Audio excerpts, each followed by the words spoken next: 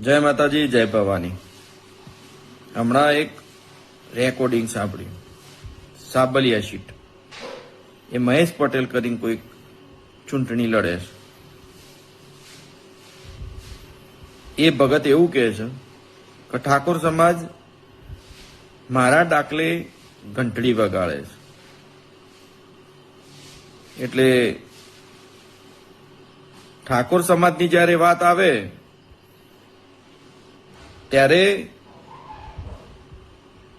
એ વિસ્તારમાં રહેતા ક્ષત્રિય ઠાકોર સમાજના તમામ યુવાનો, વડીલો, યુવાન દોસ્તો, મિત્રો, ભાઈઓ અને આગેવાનો આ શબ્દો જ્યારે સાંભળીએ છીએ ત્યારે ખરેખર આ ક્ષત્રિય ઠાકોર સમાજ ઉપર જે ટીકા ટિપ્પણી થાય છે, જે આપણને હલકામાં લે છે, જે આપણને એવું વિચારી બેઠા છે કે ભાઈ અમને 50, 100, 200, 500 રૂપિયા આપશું એટલે એ વોટ આપણા થઈ જશે. એ આપણને એવું વિચારે છે કે ભાઈ આ લોકોને એમ કહેશું કે ભાઈ ખુરશીઓ સાફ કરી દો તો ખુરશીઓ પણ સાફ કરી દેશે. એ લોકોને એમ કહીશું કે ભાઈ પગ લુસણિયાની અંદર બેસો તો એ ત્યાં બેસશે.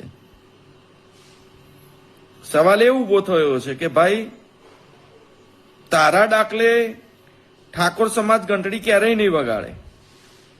આ અમારા સ્વાભિમાનની વાત છે, અમારા સન્માનની વાત છે. ત્યારે સાબલિયા સીટના તમામ આગેવાનો, વડીલો, યુવાન દોસ્તો, ભાઈઓ અને બહેનો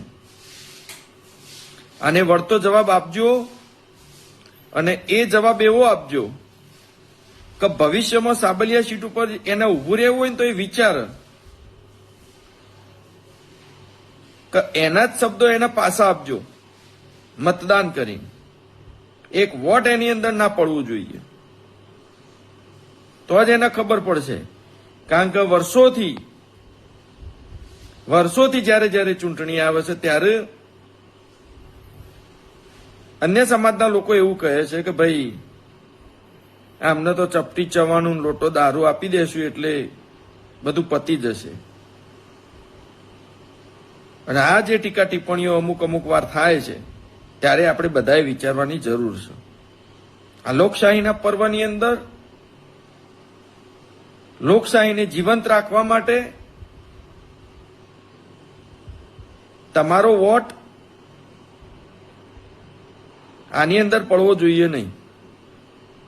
કારણ કે આ લોકો વિસ્તારનું કે લોકોનું ક્યારેય હિત વિચારશે નહીં. એ એના શબ્દો ઉપર આપણને ખબર પડે છે. એટલે તમામને વિનંતી કે આ બાબતે ધ્યાન દોરજો અને આ વિડીયો વધુમાં વધુ શેર